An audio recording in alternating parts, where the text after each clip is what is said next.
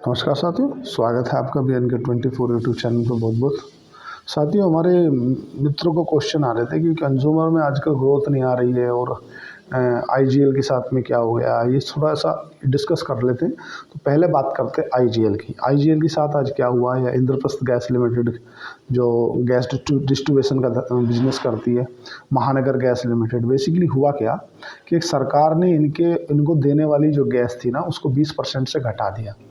होता क्या है कि ये लोग क्या करते हैं, जो अपना गैस को अपन लोगों को जो देते हैं ना, जो डिस्ट्रीब्यूट करते हैं, वे कुछ गैस सरकार से लेते हैं, जो कि कोरोना काल में इनको मिली थी $6 प्रति बैरल, उसके हिसाब से मिली थी। अब सरकार ने इनको घटा दिया है। वो देने वाली जो क्षमता थी पहले 80% थी, 80 से घटा के 60 किया था, और 60 से घटा के अभी 40 कर दिया है। तो अभी जो इनको जो इस CNG वगैरह अपन लोगों को सप्लाई करती हैं, जो इनके पंपे हैं, तो अब इनको जो है ना गैस सरकार से जो $6 पे मिलती थी, वो 6 पे ना मिल के अब इनको मार्केट से $9 के हिसाब से ख़रीदनी पड़ेगी। उससे होगा क्या कि उससे इनके जो मार्जिन पे फ़र्क पड़ेगा। मार्जिन पे फ़र्क पड़ने से होगा क्या कि इनको अपने जो CNG के पंपे हैं, उन पे अपनी CNG का जो दाम है ना, वो 10% से इंक्रीज़ करना पड़ेगा। अगर ये अपना 10% से इंक्रीज करते हैं तो इनको कोई दिक्कत आएगी नहीं। अगर ये अपना CNG का दाम नहीं बढ़ाते हैं तो इनके मार्जिन पे फ़र्क पड़ेगा लगभग 35% के आसपास, ऐसा जानकार बताते हैं। अब बात करते हैं कि CNG के दाम क्यों नहीं बढ़ा सकते। देखो क्या है, इलेक्शन का टाइम है, महाराष्ट्र में इलेक्शन है, दिल्ली, और अगर CNG के दाम बढ़ाते तो कहीं ना कहीं वो आम जनता की जेब के ऊपर ही फ़र्क पड़ने वाला है, इन्फ्लेशन पर डिफेक्ट करेगा पूरा का पूरा। तो इसीलिए थोड़ा सा इनको, अब ये देखा होगा आज IGL MGL के जो स्टॉक हैं वो 20% गिर गए। वो उसका गिरने का रीज़न यही कि सरकार ने जो इनको मिलने वाला कोटा था ना, उसमें 20% से कटौती कर दी है। अभी भी दे रहे हैं पर 40% दे रहे हैं। अभी 60 दे रहे थे, 40 कर दे रहे हैं। पहले कर दी थी, अब फिर कटौती कर दी। उससे इनको क्या, महंगी गैस लेनी पड़ेगी। अब ये अगर महंगी लेने के बाद अगर 10% अपनी CNG के प्राइस में इंक्रीज़ कर देते तो कोई दिक्कत है नहीं, लेकिन अगर नहीं करते हैं तो है। अब हम बात करते हैं ग्रोथ की। बेसिकली क्या, अगर सिस्टम की बात की जाए कि जो अभी ग्रोथ है, ग्रोथ 4-5 सेक्टरों में आ रही है। मैं कंपनी के बैलेंस शीट पढ़ रहा था, तो उसको थोड़ा सा आप देखो। तो आप देखो, एक तो होटल चैन। अगर होटल चैन को देखा जाए तो 2000 जो होटल सेक्टर था ना, वो जनवरी 2024 से कंसोलिडेशन जोन में चल रहा था। अभी होटल सेक्टर में 16-17% के आसपास ग्रोथ आ रही है, जो Q3 में दर्ज की गई है। तो पहला एक तो ये सेक्टर हो गया। सेक्टर वाइज आप देखोगे तो समझ में आ जाएगा। दूसरा क्या है कि ज्वेलरी सेक्टर। अभी वर्तमान में चाहे आप सिंको गोल्ड देख लो, चाहे आप कल्याण ज्वेलर्स देख लो, चाहे आप टाइटन देख लो, चाहे आप थंगा माइंस देख लो, इनमें अच्छी ग्रोथ आ रही है। और थंगा माइंस क्या है ना कि अभी आने वाले चेन्नई में एक अपना बहुत बड़ा शोरूम खोलने वाली है, ऐसा मैं कंपनी की कौन कॉल सुन रहा था, उसमें भी माना। तीसरा क्या है कि कंपनी के जो फूड पैकेजिंग सेक्टर है, जैसे कि ADF फूड हो गया, इस तरह की जो कंपनी है। तीसरा क्या है कि जो प्रोसेसिंग प्रोडक्ट है, उस सेक्टर की कंपनियां हैं, जैसे CCL प्रोडक्ट है, जिन कंपनियों में अच्छी ग्रोथ आ रही है। तीसरा क्या है, अगर हम लीकर सेक्टर की बात करें तो सोम डिस्लरी है, तिलकनगर इंडस्ट्री है, इनमें अच्छी ग्रोथ आ रही है। अगर चौथा हम जो प्रोडक्टिंग सेक्टर की बात करें तो TPCL कंपनी है, TPCL है, इसमें अच्छी ग्रोथ आ रही है। अगर हम मतलब ऑल ओवर रिटेल चेन की बात करें तो रिटेल चेन में एक तुम्हारा ट्रेंट है, एक तुम्हारा जो है V2 रिटेल करके एक कंपनी है, उसका अच्छा ग्रोथ है। तीसरा एक राइस सेक्टर में जो L&T फूड है, वो लगभग सालाना 6% CAGR दे रही है। ज़्यादा तो है नहीं पर ठीक है।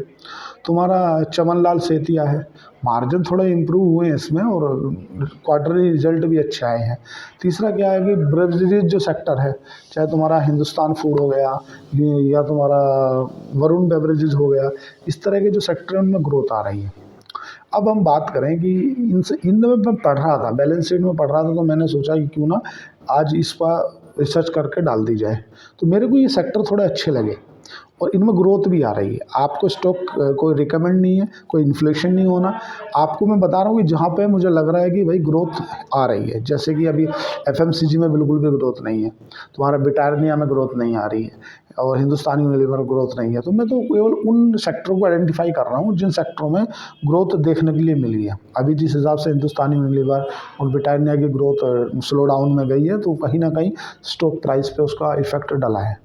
और अभी जो फेडरल बैंक ने यूएस के आज से अमेरिका का शेयर बाजार गिरा, कि कारण क्या रहा कि जो यूएस के फेडरल बैंक ने आके रेट कट से मना कर दिया, कि हमें ऐसा लग रहा है कि रेट कट की आवश्यकता नहीं है। रेट कट की आवश्यकता नहीं है तो वो ऊपर से जो इतना बढ़ा था वो फिर गिर गया नीचे, मतलब 400-500 पॉइंट नीचे गिर गया। अगर हम बात करें ऑल ओवर जो एक ब्रोकरेज है, ब्रोकरेज की तरफ से भारत पे अच्छी खबर आ रही है।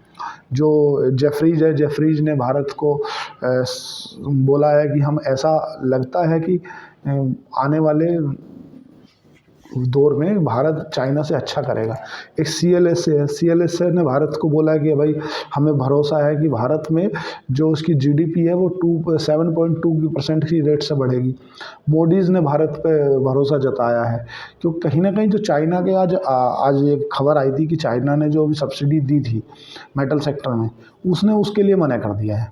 अब उसके लिए मना कर दिया तो वो कहीं ना कहीं अपने जो मेटल सेक्टर हैं, मेटल सेक्टर के जो स्टॉक हैं उन पे फ़र्क देखने के लिए मिला। आप नाल्को को देख लो, टाटा स्टील देख लो, ये सब चीज़ें आज फिर से आ गई हैं, क्योंकि ये मोडीज़ एक सीएलएसए ने कहीं ना कहीं भारत पे ज़्यादा भरोसा जताया है।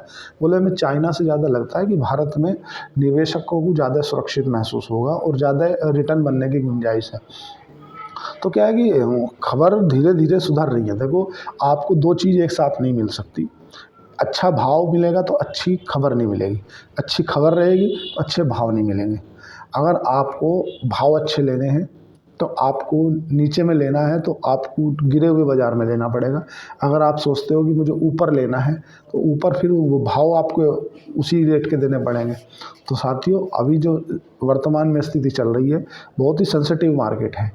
स्टॉक पर से भी भाग रहे हैं, ऐसा नहीं कि पूरा इंडेक्स भाग रहा है। किसी सेक्टर के 4-6 स्टॉक भाग रहे हैं, किसी सेक्टर के 2-3 स्टॉक भाग रहे हैं, किसी सेक्टर के 1-2 स्टॉक भाग रहे हैं। तो आपको स्टॉक पिकिंग आनी चाहिए कि कैसी इंडस्ट्री में क्या स्टॉक उठाना। लेकिन इतना ज़रूर है, ये मेरी तरफ से आपको एडवाइज़र है और एडवाइजरी और राय भी है, इन्फ्लेशन होना नहीं है। आपका अपना डिसीजन रहेगा। स्टॉक खरीदने की कोई राय मैं दे नहीं रहा हूँ। मेरा कहना है कि जिन कंपनियों में अर्निंग नहीं आ रही है, जिन कंपनियों के जो क्वार्टरली रिजल्ट ख़राब आ रहे हैं, कंपनियां कितनी ही अच्छी क्यों ना हो, उसे बाज़ार 20% 10% नीचे ला कर खड़ा कर दे रहा है। बोले तू यहीं रह, तेरी यहीं एक एवरेज पे ला रहा है उसको। अगर आपकी कंपनी में अर्निंग आ रही है, स्टॉक पे प्राइस पे ध्यान मत दो। आपको ये देखना कि कंपनी का जो धंधा हो रहा है कि नहीं हो रहा, कंपनी प्रॉफिटेबल है कि नहीं है। और धंधा भी ऐसा नहीं होना चाहिए एक बार 10 करोड़ अगली बार 100 करोड़, ऐसा नहीं। धंधा 30% या 25% एक सस्टेनेबल तरीके से सीएजार होना चाहिए। ऐसे सस्टेनेबल तरीके से जितनी भी कंपनियों का धंधा होगा वो हमेशा ही आपको अच्छे रिटर्न प्रोवाइड करेंगी। और हमेशा जो चलने वाले सेक्टर हैं, आप एफएमसीजी को तो खैर अभी तो वैसे एफएमसीजी में हाथ लगाना बहुत खतरे से खाली नहीं है।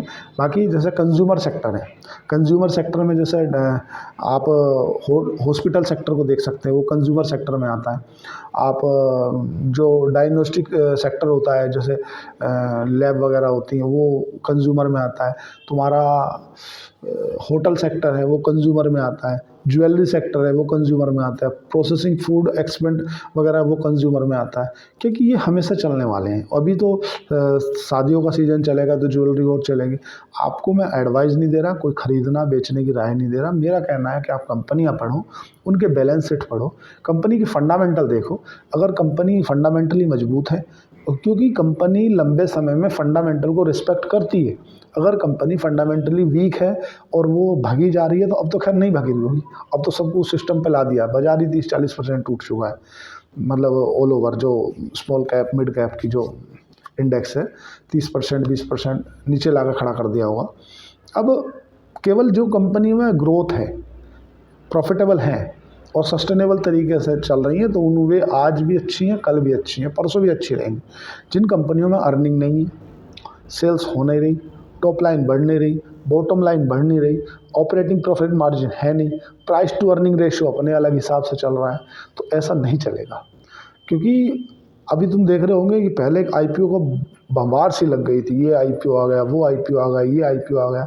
अब आईपीओ तो आ रहे हैं पर वो इतनी वैल्यूएशन पे ले आ रहे हैं कि कोई भी जो रिटेल भाई है जो पहले दिलेरी से पैसा लगा दे रहा था, अब वो बहुत सोच समझ के पैसा लगा रहे हैं, क्योंकि अब हर आईपीओ में पैसा नहीं बन रहा।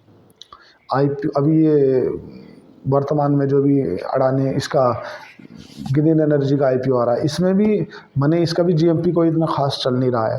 तो जीएमपी एक अंदाज़ा है, जीएमपी केवल एक अंदाज़ा होता है कि भाई आपका 20%, 10%, 5% मिल सकता है।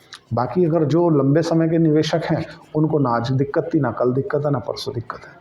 दिक्कत ट्रेडरों को है जो अब 20%, 30%, 10% निकालते हैं। भाई चलो आज मैंने लिया, 5% प्रॉफिट बुक कर लिया, 7% प्रॉफिट बुक कर लिया।